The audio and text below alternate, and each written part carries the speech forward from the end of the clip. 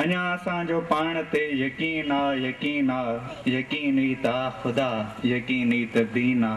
ऐं हाणे असां पंहिंजे सिंध जे अज़ीम शाइर ऐं हिन महफ़िल जे सदर खे ॿुधंदासीं।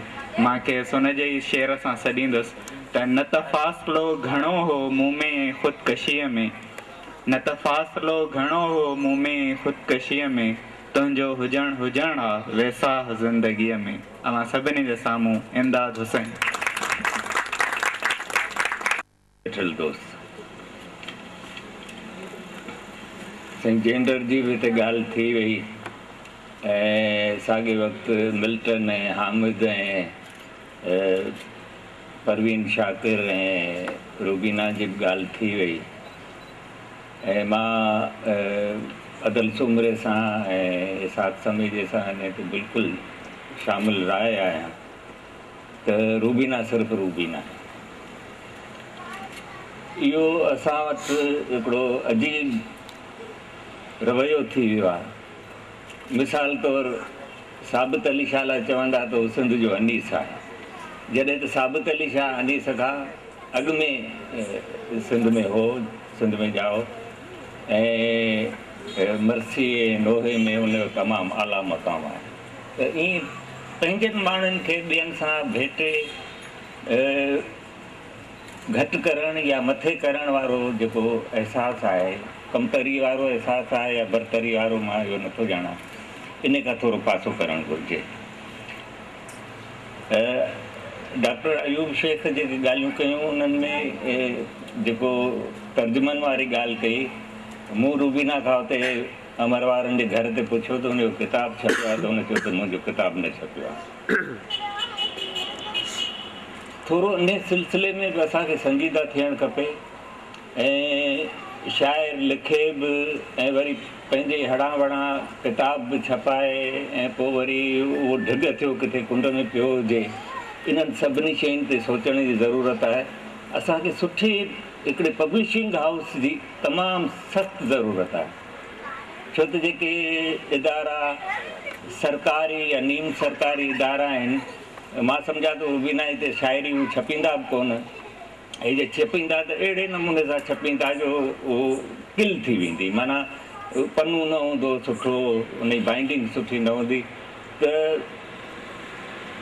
आलमी मेयार ते उन जी सतह ते असांखे हिकिड़ो पब्लिशिंग इदारो ठाहिणु खपे। हाणे उहो कीअं ठाहिणु खपे, मुंहिंजी इहा तजवीज़ आहे त रुबीना अबड़ो जो किताबु जेको आहे उहो जेकॾहिं उन खां वठी सिंधी अदबी संगत हिते जी शाख जेकॾहिं छपाए ऐं उन जा जेकॾहिं असां डोनेट करियूं उन में संगत खे असीं सभु पंहिंजे पारां, ऐं उहो सुठे नमूने सां छपिजे। मिसाल तौरु हींअर अमर सिंध जो जीअं किताबु छपियो आहे, तमामु सुहिणे नमूने सां छपियो आहे, उन जी शाइरी बि सुठी आहे।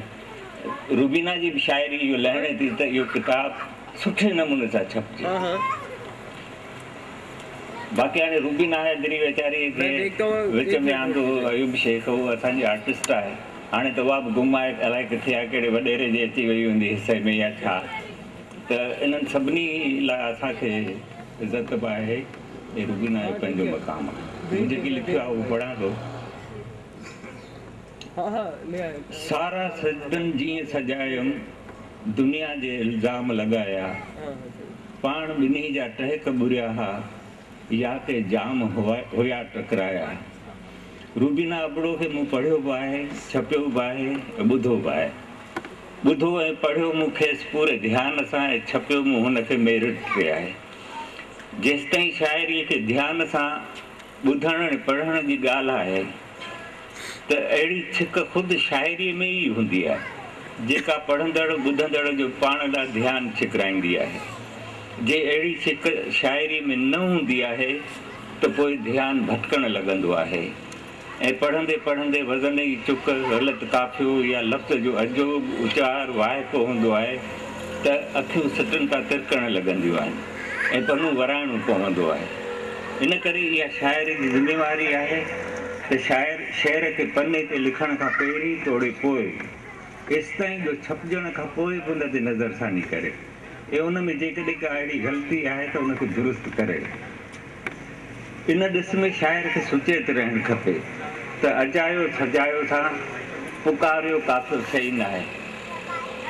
इन रीति बहिर वज़न जे सकम खे दूर करणु खपे। इहो कमु शाइर खे पाण करणु खपे, छाकाणि त एडिटरनि खे शाइरीअ जी ॼाण न आहे। मतिलबु त हिकु शाइर खे पंहिंजी शाइरी जो नक़ाद पाण थियणु घुरिजे। हिकु शाइर खे इहो सदाईं यादि रखणु खपे त हू हिकु इंतिहाई अहम कमु सरंजाम ॾेई रहियो आहे, शाइरी वसीले, जेको हुन खां सवाइ ॿियो को बि नथो करे सघे, ऐं उहो आहे पंहिंजे ॿोलीअ जो बचाव ऐं उन जी वाधवीज। इन ज़िमेवारी खे निभाए हिकु शाइर न रुॻो पाण खे पर पंहिंजी ॿोलीअ खे ऐं उन जी ॻाल्हाईंदड़नि खे बि ज़िंदा रखे थो। सोई फ़नकार आहे अमर रहंदो, फ़न जंहिंजो फ़ना खां अॻिते हो। इन शेर मां पधिरो आहे त रूबीना फ़न ऐं फ़नकार जी अहमियत खां वाक़ुफ़ु आहे ऐं साॻे वक़्तु उहो फ़न जे दाइमियत खां बि अॻिते जी ॻाल्हि थी करे, ऐं ईअं उहा पाण ते ज़िमेवारी वधीक थी लाॻू करे ऐं उन खे निभाइण जी कोशिशि बि करे थी ऐं शाइरीअ खे ओजागा अर्पे थी। जागी जागी पई करियां तारनि जो अभ्यास, मूंखे निंड नथी अचे। रूबीना हिकिड़ो हिकु शाइर छो थी जागे, हुनखे निंड छो नथी अचे, इन बाबति रूबीना बि शायदि असांखे न ॿुधाए सघे। तनवीर अब्बासी यादि थो अचे, तारा मुंहिंजे रूह जा भोरा, माण्हू रोशन रूह जा कातिल। लाखिणी लतीफ़ जे सिटुनि में तारनि जी जोत कॾहिं बि झकी नथी थी सघे। हुन तारे हुन हंधि हुत मुंहिंजा सुपरी, सॼण माखीअ मंद कौड़ा थियनि न कॾहिं। रूबीना ते हिकु ग़ज़ल पढ़ियो, हुनजी मतला हुई आधीअ जो आवाज़ु अचे थो साधू को रगवेद पढ़ो। हाणे ई ज़मान ऐं मकान खां टाइम ऐं स्पेस खे जेको कवर रूबीना कयो आहे, या असांजे शाइरनि जो हिन तारे हुन हंधि जेको नूरी सालनि ताईं पखड़ियल आहे, या तारनि जो अभ्यास, या तारा रूह जा भोरा, इहो जेको नूरी सालनि जो हिकिड़ो फ़ासिलो आहे, इन खे हिकिड़े पल में शाइर कवर करे थो।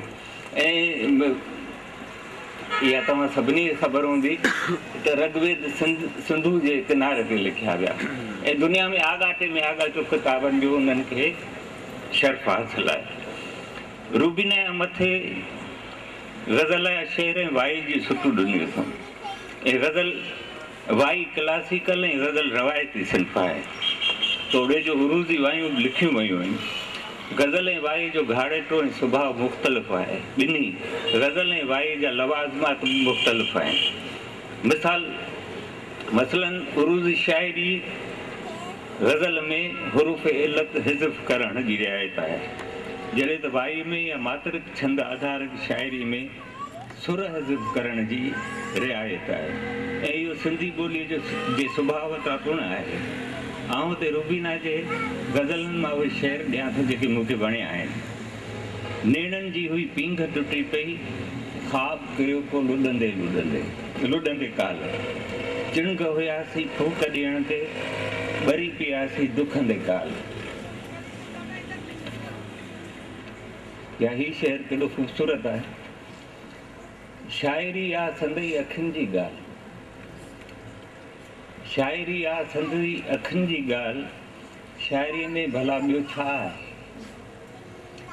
या ॻेरेले जी सार, ॻेरेले जी सार न ॾे वारो ग़ज़ल, अॼु ॻेरेले जे गलियुनि जी तूं सार न ॾे।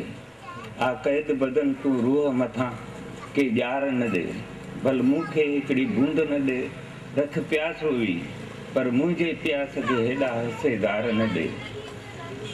हीउ केॾो ख़ूबसूरत शेर आहे। प्यार ॾियण खां पायल आहे, गोंजे घिटी घिटी हर गाम। इन ग़ज़ल में लाखिणी लतीफ़ जी सिट तज़मीन तौरु आयल आहे। हाय भिटाई तुंहिंजी वाई, इश्क तमामु बिरह तमामु। हिकु ॿिए ग़ज़ल में बि रूबीना लाखिणी लतीफ़ जूं ही सिटूं ॾिनियूं आहिनि। सेई राहत रूह संदी, सेई ऐं नज़ाब हुआ। इहो सुठो सोण आहे। ख़ासि करे लाखिणी लतीफ़ जो गहरो मुतालियो लाज़मी आहे। साॻे वक़्तु पंहिंजे लोक क्लासिकल जो गहरो मुतालियो बि ज़रूरी आहे। गज़ल जे नाते क्लासिकल गज़ल गुल हामिद सांगी कलीच खां रवायती दौर जे अहम शाइरनि तालबुल मौला एहसन अल हाशमी ताईं ऐं नए दौर जे अहम शाइरनि नारायण श्याम शेख अयाज़ तनवीर अब्बासी शमशेर अल हैदरी एम कमल ज़ुल्फ़कार राशिदी जो मुतालो ज़रूरु करणु घुरिजे। मूं त लफ़्ज़नि में आहे रुॻो थियो दर्द जो दास्तान तुंहिंजो आहे, दर्द जो दास्तान तुंहिंजो आहे, ॿिए जो आहे, इन ॿिए में सभु आहिनि। शाइर ने ॿिए जे दर्द खे रुॻो लफ़्ज़नि में उथियो आहे, पर इन दर्द खे लफ़्ज़नि में तब्दील करण दौरान शाइर भोगना जे कहिड़नि मरहलनि मां लंघी आहे, इन जी सुध कंहिंखे आहे। मुंहिंजे ई तराइल जो सुठूं आहिनि, तो कॾहिं राति खां पुछियो आहे त कवि शाम खां सैर ताईं लाट जा केतिरो लुछियो आहे। असल में मूं रूबीना जे नज़मनि ते कुझु चवणु थो घुरो। मां हीअं नथो चवां त रूबीना नज़म जी शाइर आहे। हुन जेके बि जिन सिंफ़ुनि में लिखियो आहे उन्हनि में इंतिहाई कामयाबीअ सां लिखियो आहे, पर हुन नज़मनि में जेका हिकिड़ी वुसअत जेका आहे, जेको स्कोप आहे, उहो हुनखे ख़ुदि इज़हार जो हिकिड़ो जेको स्कोप ॾिए थी, जेको उत्साह ॾिए थी, उहो आउं सम्झां थो त हुन में नज़म लिखण जी वॾी कुवत आहे। असल में मूं रूबीना जे नज़मनि ते कुझु लिखण ते घुरियो ऐं उन में महदूदियत लामहदूदियत जो मामिलो न हो, पर इख़्तिसार ऐं तफ़सील जो मामिलो ज़रूरु हो। रूबीना जे गज़लनि ते मूं मार्किंग बि कई आहे जेका सिर्फ़ु हुन लाइ ई आहे ऐं उन ते खेसि ध्यानु ॾियणु घुरिजे। मसलन साकिन मुतहरिक वारो मसइलो, ख़ासि करे काफ़ीअ जे हवाले सां, उहो गज़ल जंहिंमें आ रदीफ़ आहे उन में हिकु त आहे वारी माना में कतब आहे वारी माना में कतब आंदो वियो आहे, ॿियो अच वारी माना में कतब आंदो वियो आहे। जीअं वाव घुलिजे थी सागर मथां, असांजे मथां बि ईअं ई घुल आहे। घुल ऐं आ जे विच में कामा ॾियणु खपंदी हुई। इन रीति तंज़ीम वारनि सिटनि बाबति फुटनोट में शाइर जो नालो ज़रूरु ॾियणु खपे। सिंगल वाक निशानी काफ़ी न आहे। ॿियो त असांजे पढ़ंदड़ जो मुतालो बि इन सतह जो न आहे जो हू इहो सम्झी सघे त ही कहिड़े शाइर जो सुठो आहे। मूंखे रूबीना जे कलाम जी फोटो कापी ॾिनी वई, उहो कलाम मुख़्तलिफ़ रिसालनि में छपियल आहे, उन में प्रूफ जूं चुकूं आहिनि। मिसलन मथीं शेर में जीअं खे जीअं छपियो वियो आहे। हाणे इहो जीअं उतर जे साइड ते जीअं बि उचारबो आहे। मथीं शेर में जीअं खे जीअं छपियो वियो आहे, इहे सिट बेवज़न थी वञे ऐं पोइ उनजो ठिकर भॼे थो वीचारे शाइर ते, वरी शाइर खे वज़न नथो अचे। इहो थोरो रूबीना जे गज़ल जी इहा अञा ॻाल्हि पूरी न थी आहे। मिसाल तौरु हुन जी गज़ल जो मौज़ू जदीद सिंधी गज़ल में रूबीना जी गज़ल जो आस्थान ॿोली, लहजो, लफ़्ज़िया, ओञाण, घाड़ेटो, वेदांत, तसव्वुफ़ ऐं सिंधियत। ऐं मां सम्झां थो त रूबीना जो इहो हिकिड़ो क्रेडिट ते ॻाल्हि वञे थी ऐं असांजे अक्सर शाइरनि जे क्रेडिट ते वञे थी त धरतीअ सां उन्हनि जो नातो कॾहिं छिनू न आहे। उन में जेतिरो गहराई में पहाड़ूं जेतिरियूं शाइर जूं धरतीअ जी गहराई में हूंदियूं, मथे ओतिरो ई उभरी ईंदो। ऐं मां सम्झां थो रूबीना में उहा क्वालिटी ऐं उहा ताक़त आहे, उहा शक्ति आहे, उहा सघ आहे त उहो गैर महमूदी तूं असांखे ॾेई सघे थी। आख़िर में हिकिड़ो शेर पढ़ी आऊं पंहिंजी जाइ वठंदुसि। रहज़ननि खां बि अॻु भरो हूंदो जो बज़ाहिर त रहनुमा। मां सम्झां थो इहो शेर जेको आहे सो केतिरनि सदियुनि जे असांजे रहनुमाउनि ते लागू करे सघे। महिरबानी।